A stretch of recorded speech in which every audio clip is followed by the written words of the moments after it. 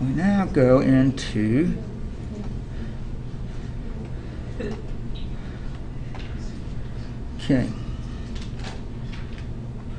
this is the galvanic / voltaic process.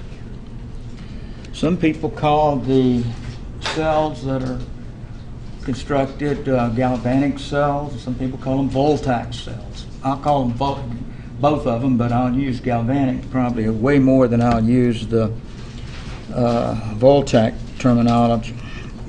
Now, as indicated several times, the galvanic process is a spontaneous process and is the combination of chemical reactions to produce electrical energy. So here, galvanic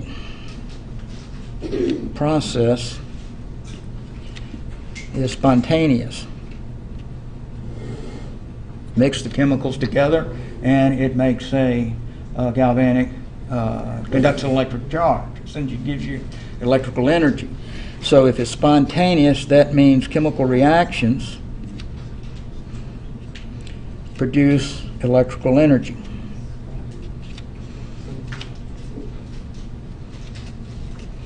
And so if it's spontaneous and automatically produce electrical energy, that means the delta G for this would be less than 0. And this is called a non-standard galvanic cell. Now you'll understand the difference between a standard galvanic cell and a non-standard in just a few minutes as we start going through this and explaining the chemistry of what happens. But to begin with, you need to understand how this process differs from the electrolytic process. Keep in mind the electrolysis is a non-spontaneous process. That's a non-standard. I didn't say it's non-spontaneous, so don't get that mixed up with what's going on. I'll explain the difference as we get into what's happening. All right, to begin with, galvanic process, to be useful, has to be a sustained driving charge. If you were going to have to buy a battery, you certainly want it to last more than a couple of seconds. Okay? But there is a difference in galvanic that doesn't last and a galvanic that does last. We call them controlled and uncontrolled. Just show you the example. Uncontrolled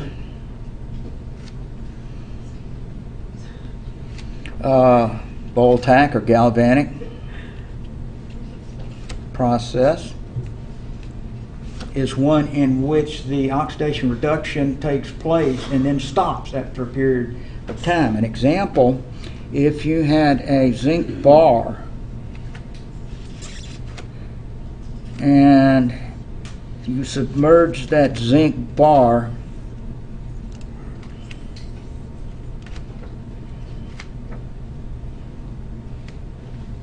into a solution of copper sulfate, aqueous, a galvanic process would start automatically. It would start reacting.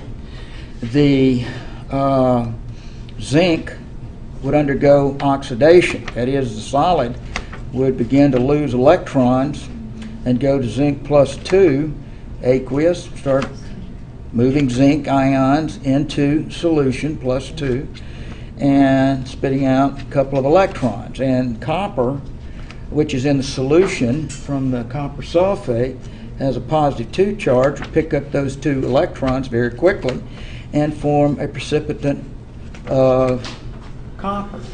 And so what happens, and what you see happening and as a function of time, is the zinc would start building up a coating of copper around the submerged portion of the zinc, and at some point in time the coating would become so thick, if you will, that the zinc that's interior to this coating could not come into contact with the copper ions which are in solution.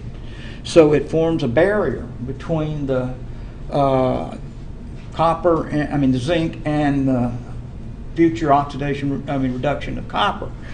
So this will stop reaction, the redox reaction, you might say,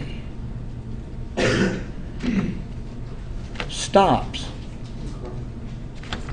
after short period of time. That's what that little scribble says right here.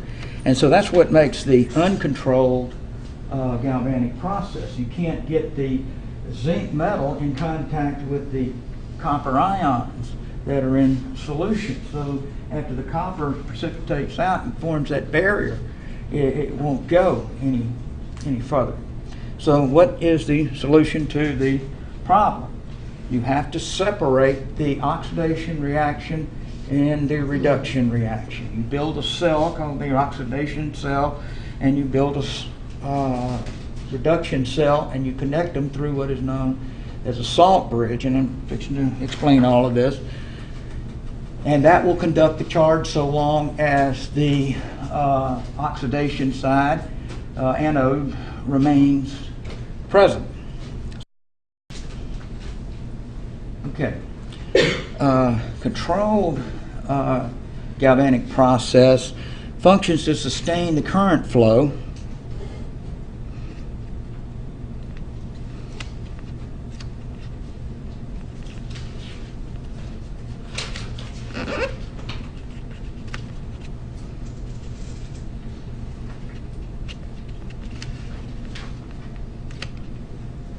by separating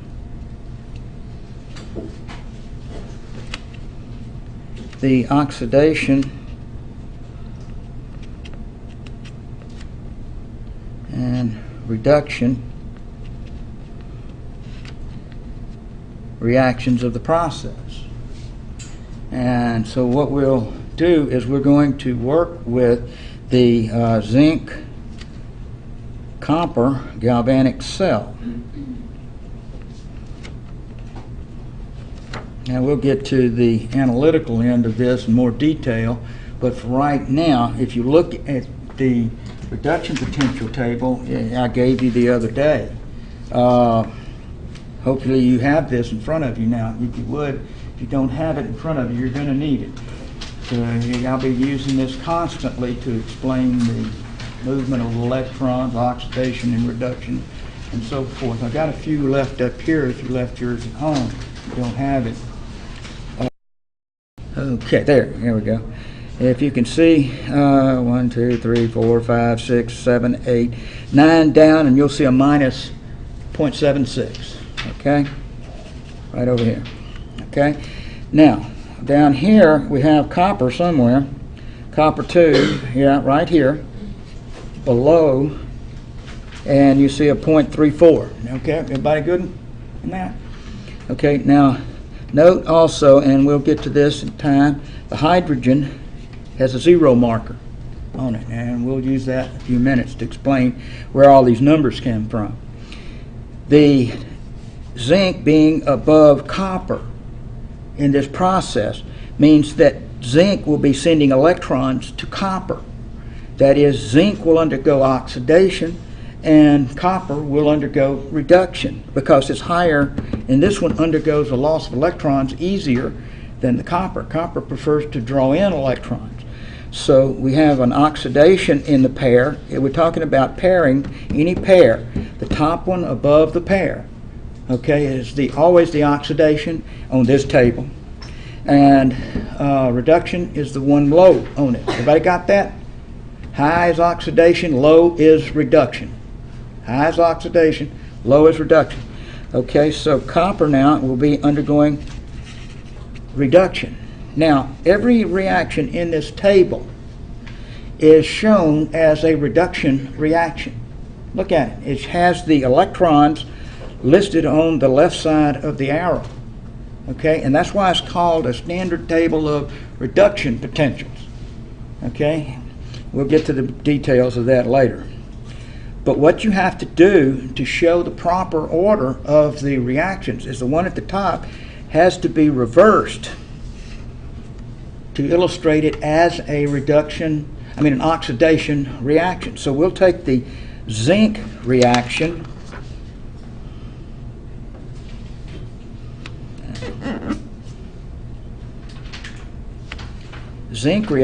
and turn it around from a reduction process and show it with the electrons on the right side of the arrow,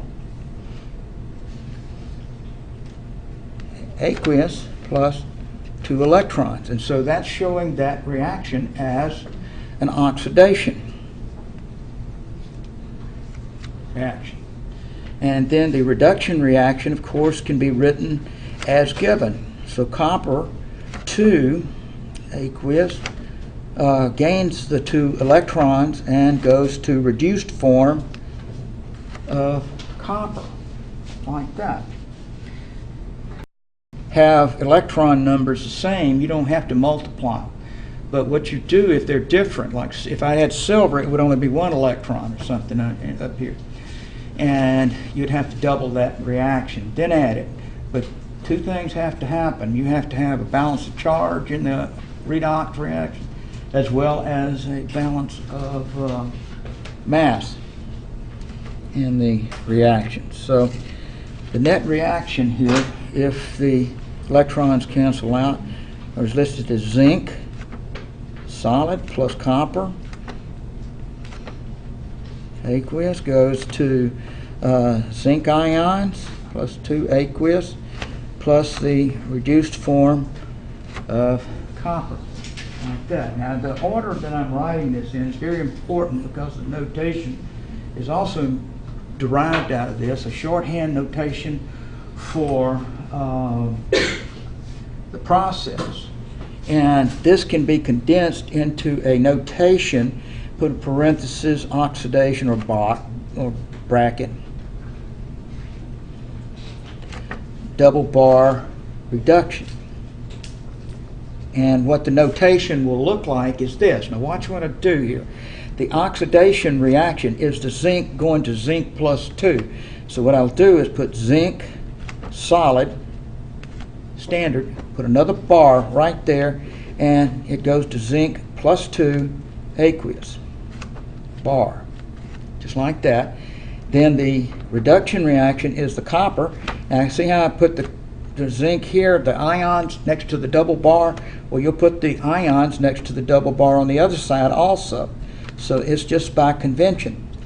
See, what's happening is this is going to the zinc ions by oxidation, and then copper is going to the reduced form of copper by reduction. You put a bracket on it. That's a shorthand method used for writing out a galvanic cell, okay?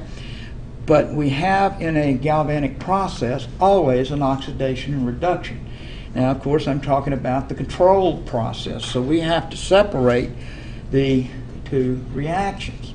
And we know which one undergoes oxidation because it's higher on the chart, and reduction lower on the reduction potential chart. And so this allows us to write the oxidation reduction reaction. Okay, so we have a control system, which means that we've separated the oxidation reaction from the reduction reaction. And to illustrate this, you have to draw all kind of weird stuff, looking lousy artistic work. But at any rate, the separation here is the zinc side of the process, and here is the copper side of the process. The solution here, if you'll notice, is a common ion solution to the electrode that's in here. Here is a zinc electrode that's submerged into a solution of zinc sulfate. Okay? On the other side of this is the copper electrode submerged into a common ion solution over here. Now, the variations of this occur in applications in commercial processing. But for simplicity and introduction to this, we'll keep it as common ion. in the process. Okay, so we have an electrode in a common ion solution, another electrode in a common ion solution, and these are connected through a salt bridge in here. The purpose of that salt bridge is to maintain a balance of charge. So the salt bridge, start there.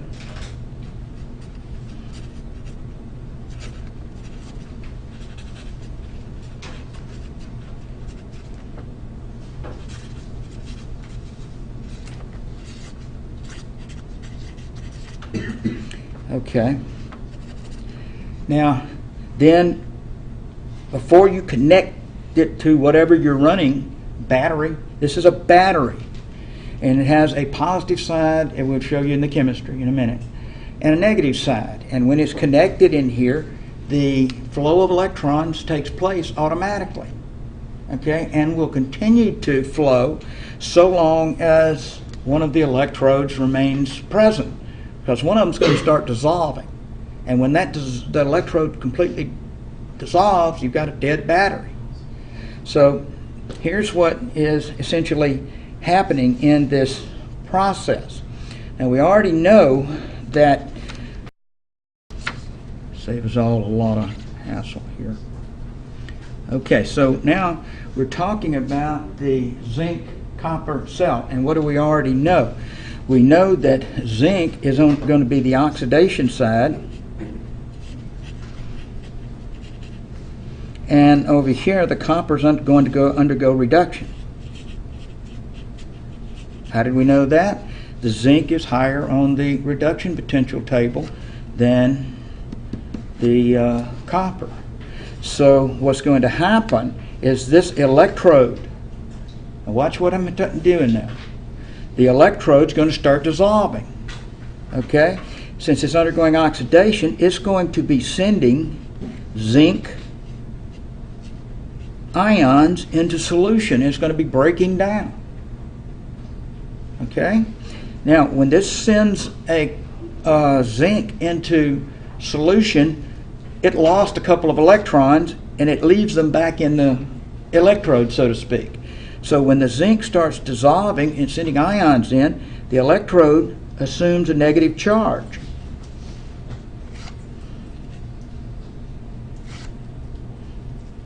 So that's the negative pole on your battery.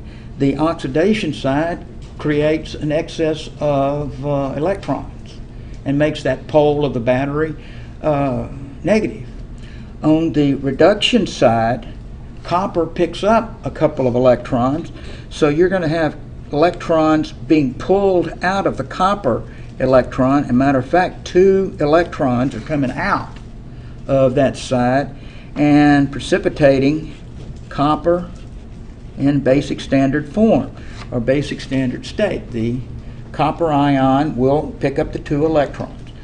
As it sucks those electrons out of the copper electrode, it's deficient in electrons, so that becomes positive electrode.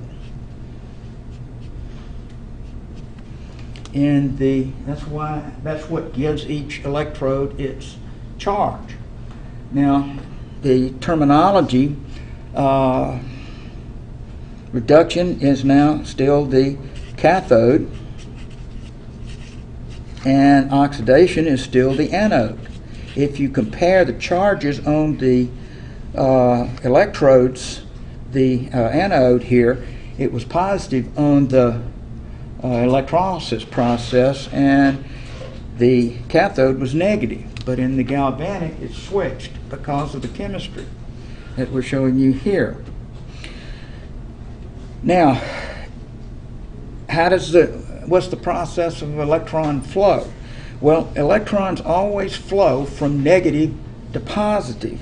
Electrons flow from negative to positive. Or that means from anode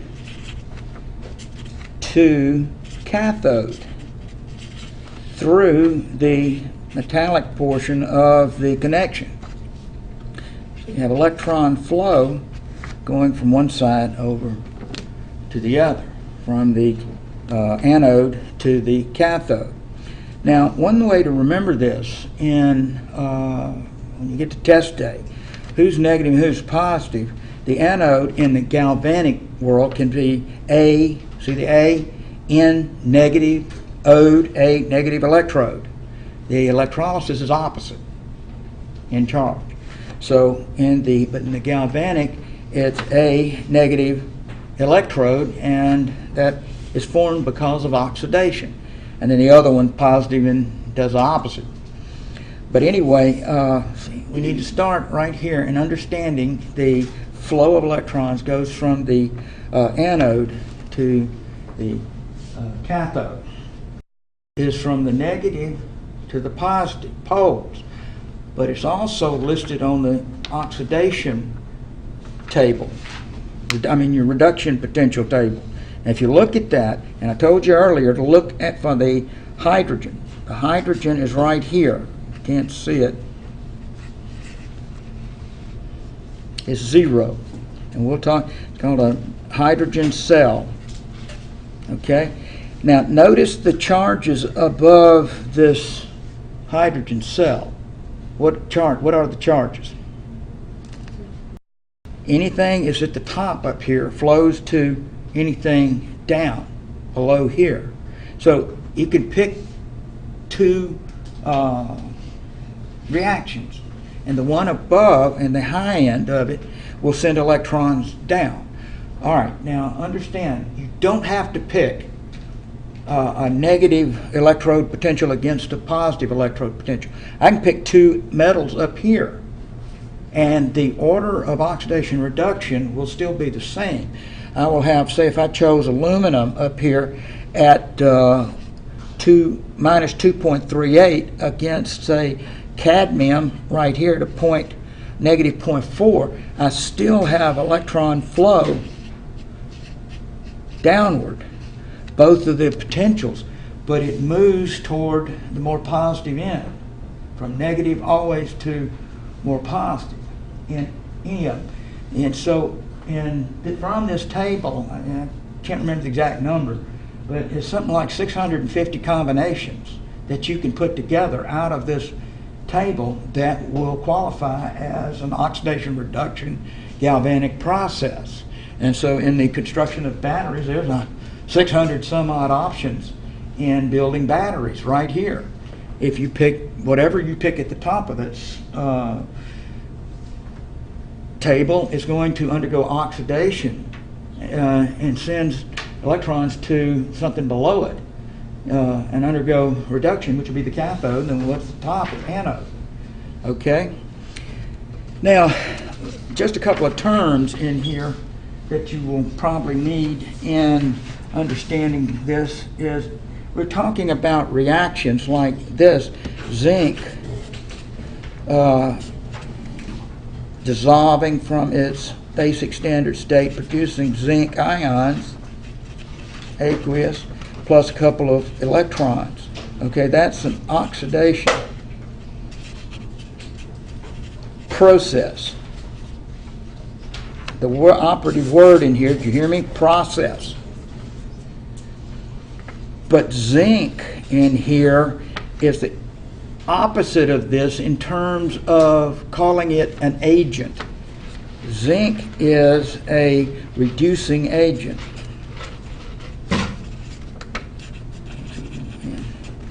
T. Now, as you look at the copper side, or the other side of the process, we talk about copper undergoing reduction by gaining a couple of electrons to produce reduced form of copper. Okay, that's reduction process right here. But the copper is called an oxidizing agent. So you need to get comfortable with the terminology in terms of who's what and what's going on in these processes. While the zinc is undergoing oxidation, it's a reducing agent, the element, but the process is opposite what the element is called. So you need to get kind of acclimated to that in as you study or go forward in understanding this. It may be a very important element in understanding a problem that comes to you on exam day. Okay. Actually, I didn't go through the salt bridge. Okay, we'll head this one with function of the salt bridge.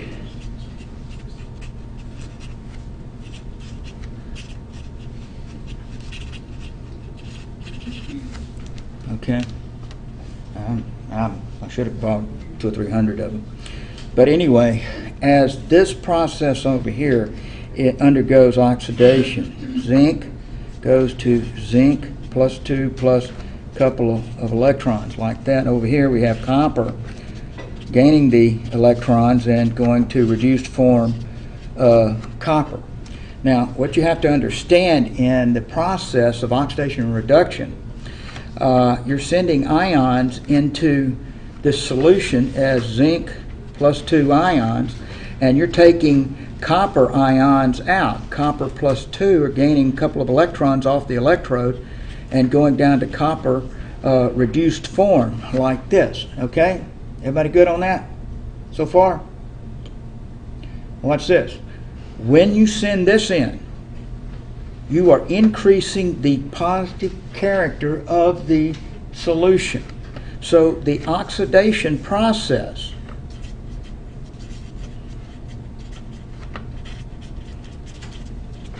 increases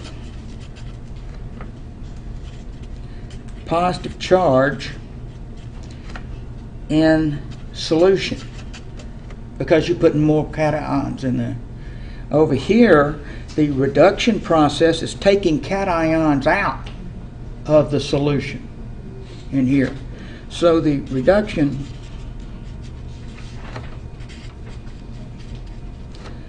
is removing cations, plus removing plus charges from solution. So you have to have something to counterbalance that loss of positive charge and the gain of positive charge. And that's where the salt bridge comes in. Salt bridges consist of a common salts, potassium bromide, in a gel matrix. In a gel matrix. As the positive charge builds up over here, the negative ions will migrate into the solution. So you have a buildup or increasing, or the bromides balance plus charge increase. That says increase if you can't read that. But anyway, as this positive builds up, the salt bridge will send that bromide into this electrode and anode, however you want to look at it. The other side will attract the positive, because what you're doing is you're removing cations out of the solution because of the copper is undergoing reduction, and so the potassium will migrate into the reduction side, the cathodic side, to balance the charge as the copper is being removed. Everybody got it? Okay. All right, now I'm just going to pick a couple in here and see, just to reinforce the idea. So if I come in here and I pick chrome, for example. Chrome is a +3 plus 3 electrons, and that'll go to chrome solid in reduced form. And marked here. And then I'm going to come down in here and get something looking real nasty. Chloride. If you come on down to where, look off to the right, 59.59 volts. Okay, you see a nasty reaction down there. It says ClO minus aqueous plus water, got a little H2O as a liquid, and then it's got a couple of electrons in there like that, and this will go to that was ClO2, ClO minus the hypochlorite, aqueous, plus a couple of hydroxides, minus. Okay, and you see from the chrome, the reduction potential is a minus 0.40 volts, and the reduction potential of the chlorite is 0.59 volts, and it's plus. Okay, and that's just picking them random off of the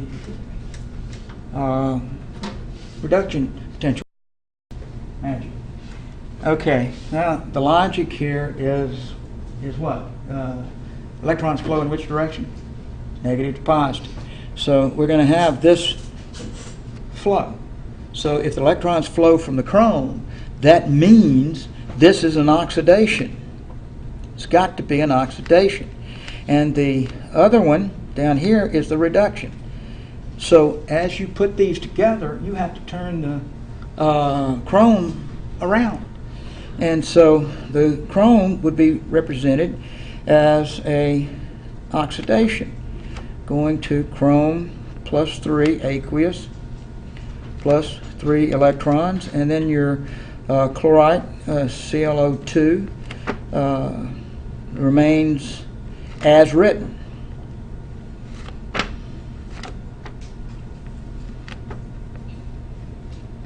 Like that. Can you add those together in that form? No. You have to have a balance of charge here and here. Since we have a 3 up here and a 2 down here, I can multiply this one by a 2 and the second reaction by a 3, and I'll bring it down here. 2 chromes goes to 2 chromium ions, aqueous, plus 6 electrons right there, and then the second one is 2 chlorites. 30. It was ClO2, 3, right. Getting my numbers scrambled. Okay, 3 chlorites plus 3 waters plus 6 electrons now goes on to 3 hypochlorites plus 6 hydroxides. Now we can add them together and get the net reaction, okay? And it'll be important that you be able to do this, because as we get down into working with things like the Nernst equation, which is non-standard cells, you're going to have to build the Q value. Remember the Q, products over reactants? I'm just giving you a sneak preview. Add these two together, and you have 2 chromes plus 3 ClO2s plus 3 waters goes to chrome. Well, of course, the electrons fall out. 2 chromes plus 3 ClO minus, like that, plus 6 hydroxides. And so that's your working reaction for the selection of your galvanic process. Everybody okay on that? Why did you remove an electron? Thank you. Okay.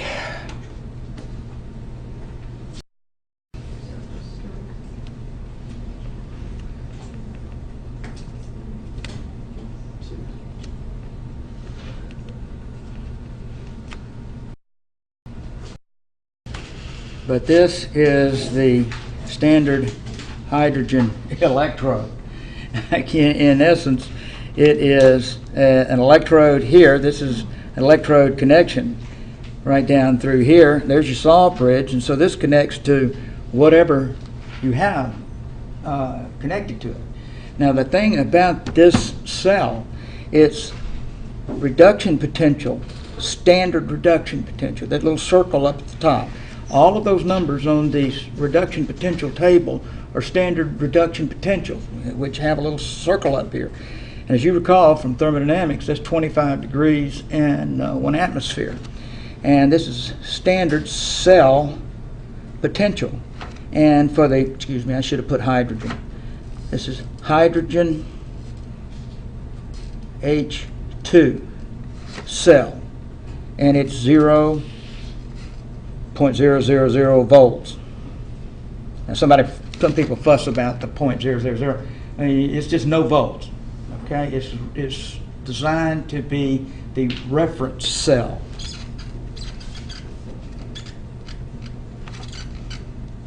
For all other substances. And so what you do, and this is a kind of a standard in terms of how you pick the numbers, say for copper or cadmium or chrome, they have a reduction potential. Who undergoes oxidation relative to this versus who undergoes reduction. Okay? Now here in the middle is the hydrogen cell.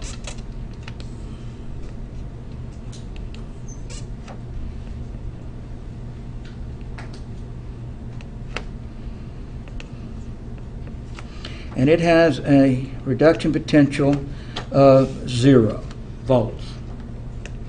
So we're going to test a bunch of substances. If you check that substances and hook it up to this cell, okay,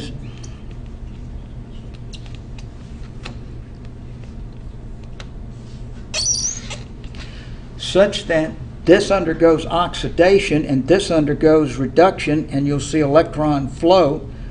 This is the oxidation and this is the reduction side when you connect it to. This will represent a voltage of a certain magnitude that will be going from here over to here. And there's an instrument called the Wheatstone bridge. I'm not going to go into that, but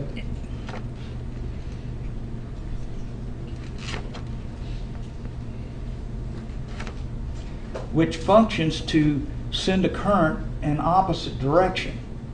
So if you have a certain voltage and current going from this side over to this side, and you put I'll put a W for the Wheatstone bridge, it's a dial, you can dial against that voltage.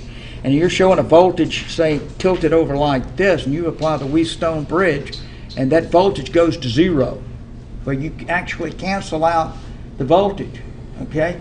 The amount of voltage that you cancel out is the electrode potential based on this combination. See, you already see it, the voltmeter. You've got voltmeters that, I know this is getting kind of off. Some voltmeters are pointed straight up, and they'll have a 0 and then a plus and minus. And they kind of function against the current flow. If the current flow is going to the right, this will tilt to the right. If you have a current flow that's going the other way, it'll tilt to the left, like that. The amount of tilt is that voltage number at the end of the reduction potential is what I'm trying to say. Now, you've got a bunch of substances that will undergo oxidation relative to the hydrogen cell. All of these are negative. If you look on the reduction potential table, look at that now. Everything above here, everything here will undergo oxidation relative to hydrogen. And so every one of them are negative numbers. That is that they are all anodes sending charge to the hydrogen. Now, when you get down in here to the positives, it's the other way around. The substance, hydrogen, is undergoing reduction relative to substance over here. And the amount of voltage generated is that voltage, but it's going the other way. And so over here, these are undergoing reduction, and hydrogen now will be undergoing oxidation. Okay, and as it undergoes oxidation, you'll have electron flow going to the substance this time instead of receiving electrons undergoing reduction. So all of the numbers in this voltage, once they measure the voltage between these two, the substance and the hydrogen, that is the standard electrode potential that's put out here on the end of the table. So now you know where it comes from. Now, we're not going to have to do anything as far as identifying that. Yeah, I've got problems in there that has one of the electrodes will be a hydrogen electrode, and that's an easy value to remember. It's 0. Okay, and it might give you everything in the problem except that electrode potential. Back of your mind, hydrogen is always 0.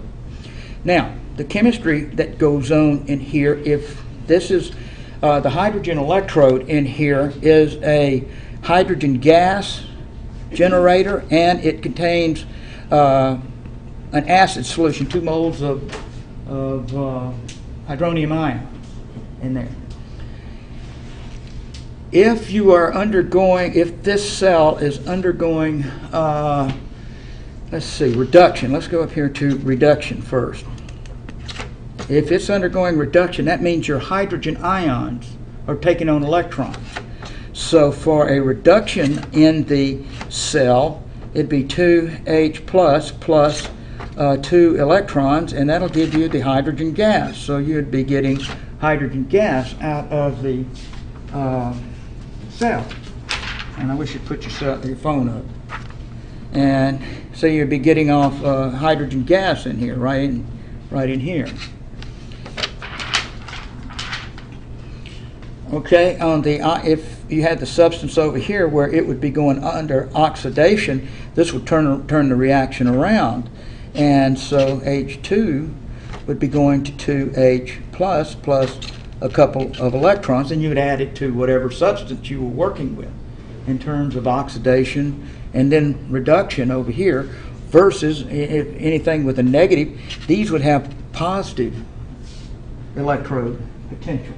So I'm just kind of showing you how the numbers are derived as well as what's going on in this hydrogen cell.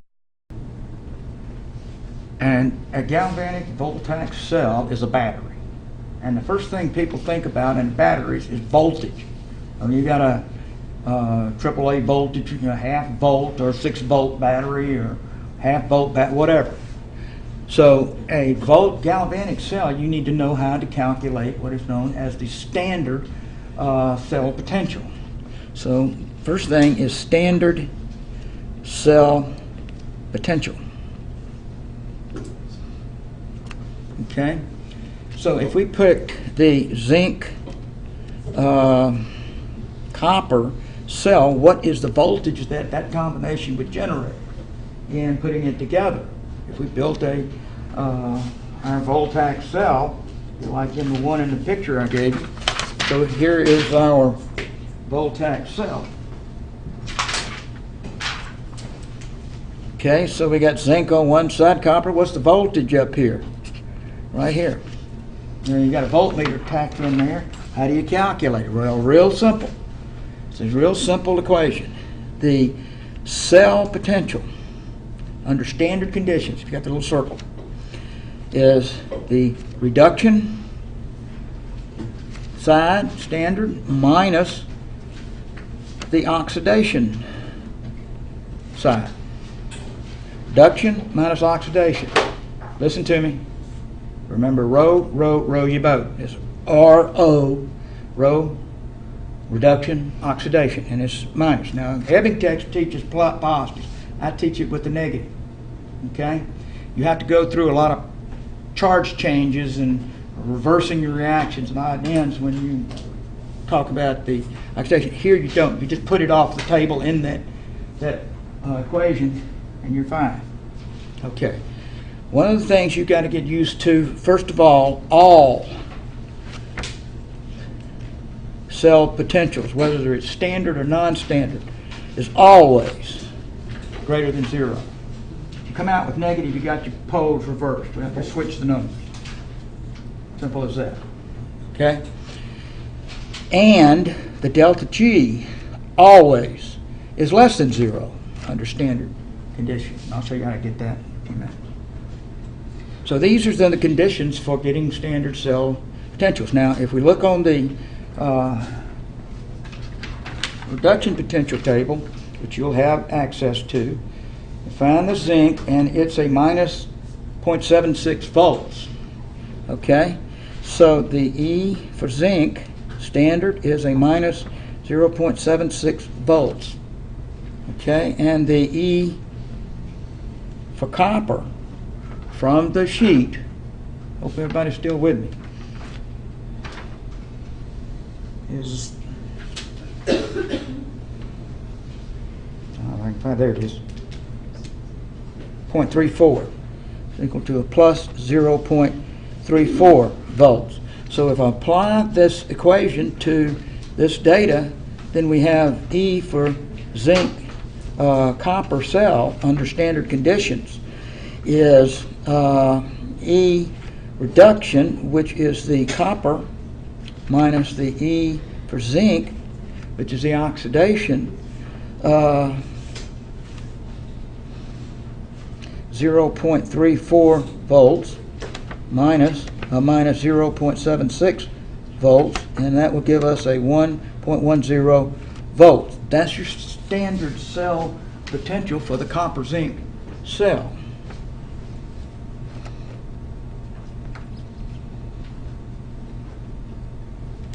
So with what I've given you so far, whatever's at the top is the undergoing oxidation to something below it, which is undergoing reduction.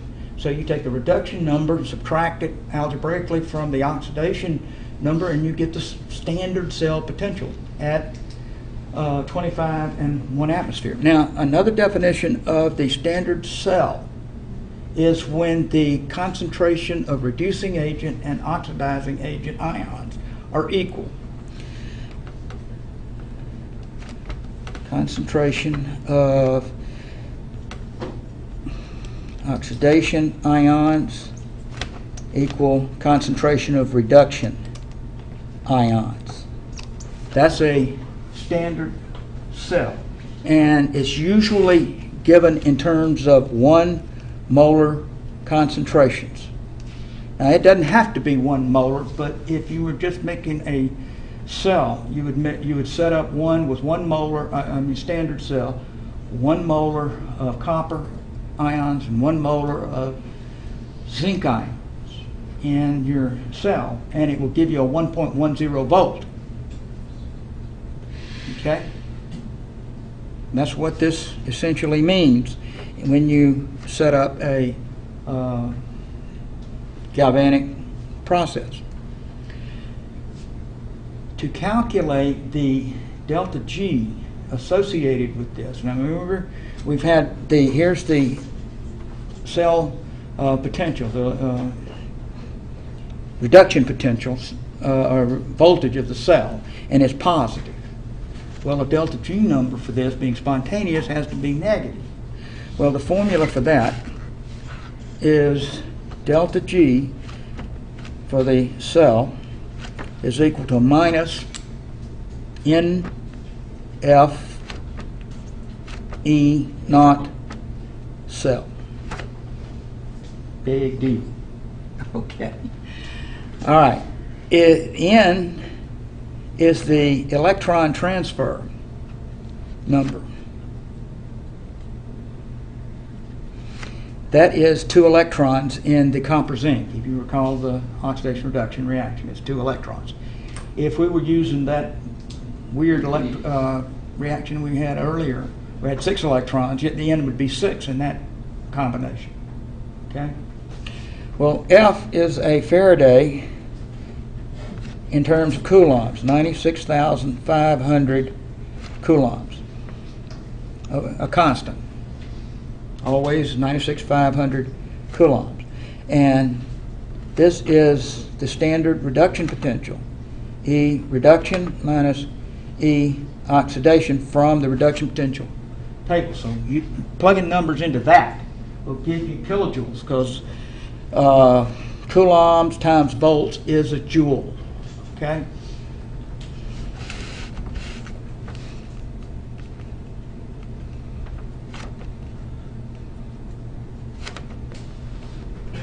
So we'll have an energy number. Don't worry about all of where that comes from.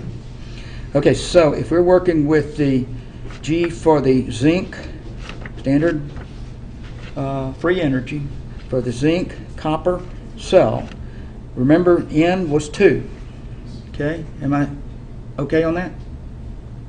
Zinc, went to zinc, plus 2, plus a couple of electrons. And copper, plus 2, gained a couple of electrons to go to copper. So that's your N number right there. Okay, Faraday's 96,500 coulombs. And the voltage from up here is 1.10 volts. And so when I multiply all that together, find a calculator.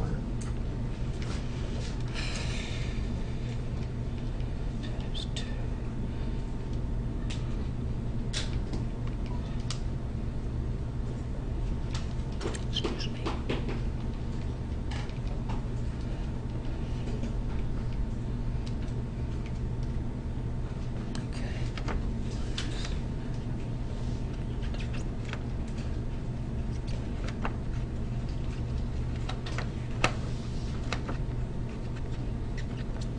Rounded to the nearest whole kilojoule is 212 kilojoules. That's your standard free energy of that cell. The larger the free energy, the more power that battery has. So when you start these calculations, the bigger the number, the stronger the battery.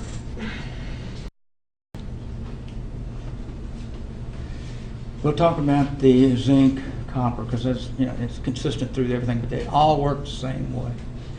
Okay, so here is the zinc side right here, and here is the copper side of our galvanic cell. Here's our salt bridge, and this electrode is going to be zinc, and this electrode is going to be copper. And that one is zinc. And that's copper. And here we have zinc sulfate in here. And over here we have copper sulfate on this side. Okay, now follow the logic that I'm fixing to give you. As you build this battery, what's going to happen over here is that zinc is going to undergo oxidation to deliver ions into solution. So it's going to be building up zinc ions in here. So what you want to do in putting this together is you want a very, very low concentration of zinc in your zinc sulfate. Let me put it that way. Start with very low concentration of the reducing agent, or the one that's undergoing oxidation. And that's how it's low concentration of zinc ions. Why? Because over time this thing's going to be building up zinc in here, and the battery's going to go until that electrode completely dissolves. When that dissolves, the battery's dead. So you want to start with just enough zinc, 0.001, 0001, just enough to get things started, because you're going to build up zinc over here as you take copper out of the other side. Well, what that means is you'll have copper undergoing reduction to copper metal on this side. Okay, so you want to start with a high concentration of copper.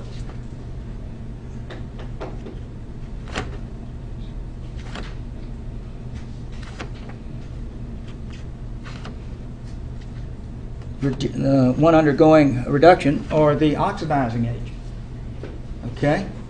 Because in time, if you have a high concentration of copper over here, this is going to disappear. And so you want your battery to last as long as possible. So you would start with a high concentration over here. Now, when you start with this, the ions are not equal. Concentration of zinc is much greater than the concentration of copper. When you start this out, okay? And this is going to give you the maximum, best you can make, max voltage. And this is way above standard now. We picked 1.1 as our standard cell, but this is going to be way up around 2, 3, 4 volts when you build it like this. And it's a non-standard cell. This, when you do this, this is a non-standard cell, not S-E-L-L, C-E-L-L. Okay. What happens is this thing will start degrading, and the concentration of zinc will start going up, the copper will going down over time. Okay? And as this concentration of zinc and copper change, so does the voltage of your battery. It begins to degrade. And so what you'll see in the process of battery degradation is a decay process curve like this. Okay? And this is where you start. This is where you are at your max voltage. Up here. That is the oxidation process. Ions are much larger than the reduction. So we'll say in this case, zinc ions are much greater than the copper ions right there.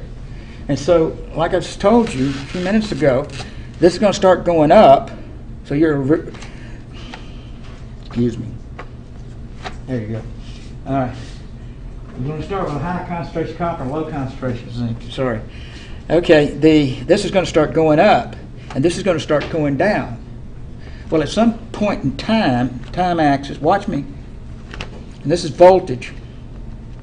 You're going to start here as your max voltage up here.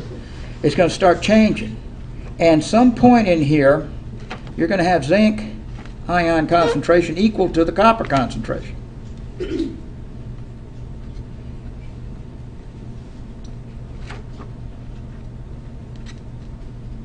Right there. And the voltage of that one will be 1.10 volts. So you're starting way above maximum. But when these are equal, that's when you have a 1.1 volt. But when you have zinc much higher, lower, copper much higher, this will be a voltage greater than 1.10 volts. But when you get down below this line, this will be your standard cell potential. This is E0 cell. But when you get down in here, such that zinc now starts getting above the copper, your voltage will be less than 1.10 volts, and it'll go on down to dead battery.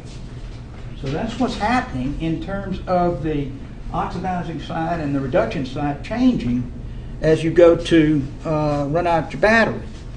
This is defined by what they call the Nernst equation.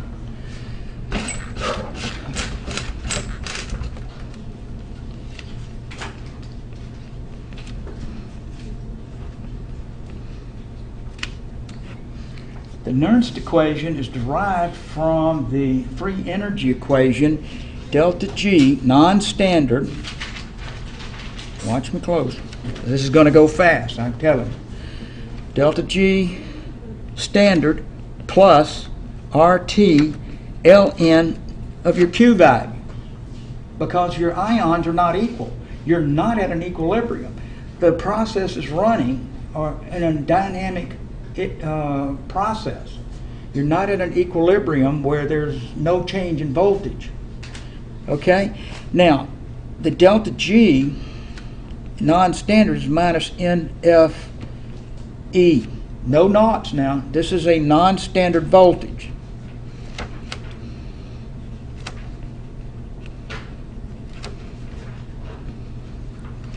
Okay? based on whatever your ions concentrations are out here. But the cell voltage standard is minus NFE naught cell, like that. Well, if I substitute this NFE into this equation, I'll have NFE cell non-standard to equal NFE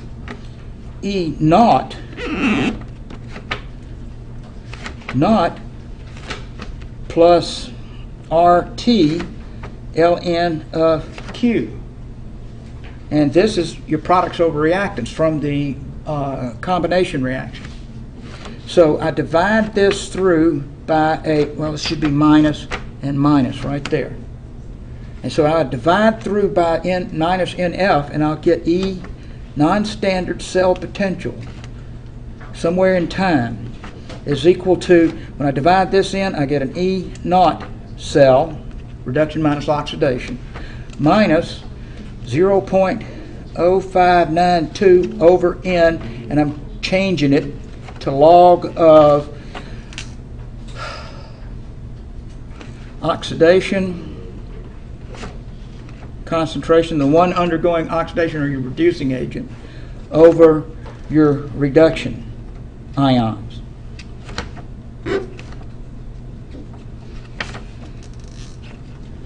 This is called the Nernst equation, and this is a reduction factor or an addition factor depending on where you are in this curve.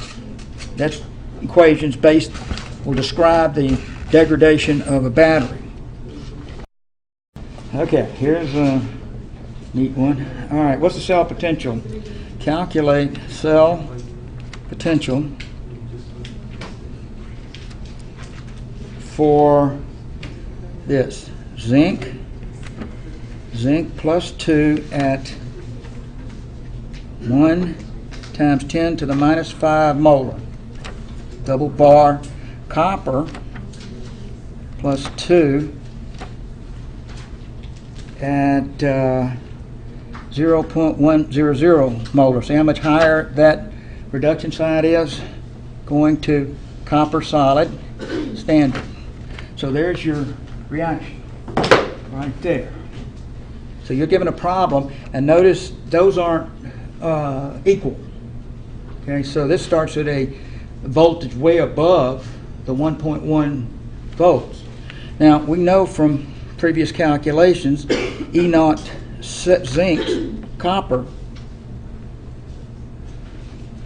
is 1.10 volts, and the N value that we're going to use is 2 because it's 2 electrons in the copper zinc oxidation reduction. So now we can set up E equals E naught of the zinc copper cell minus 0.0592 over N log, and the oxidation side is right here.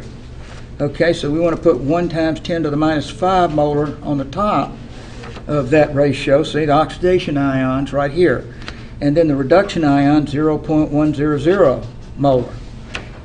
And we know the zinc standard was 1.10 volts right there.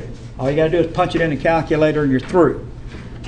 Okay, so this is the cell potential when the ions are at that concentration.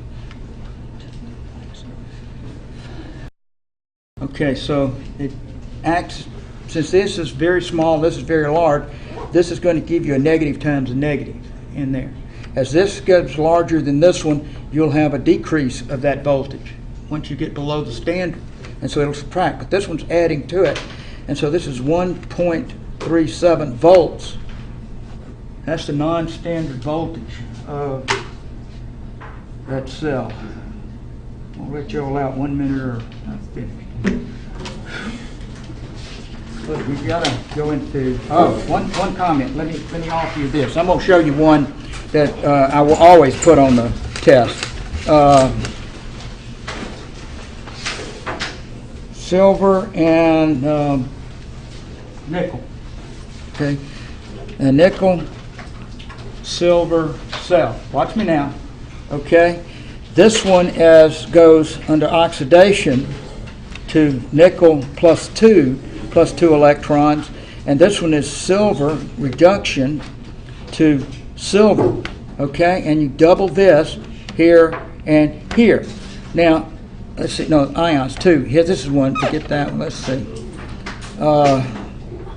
To silver. Give me a second, or this won't take but a second here. Here is the silver ions, and here. When you set up your Nernst equation,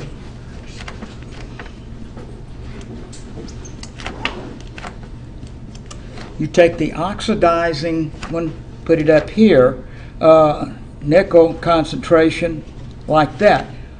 But watch what here. Look at this. Silver, when you get your concentration, and that's what it'll give you, a concentration here, you got to square it. So when you add your two together, you have to use that exponent in the concentration of the ion in that equation. So keep that in mind when you work your problems. Next time I'll do nuclear.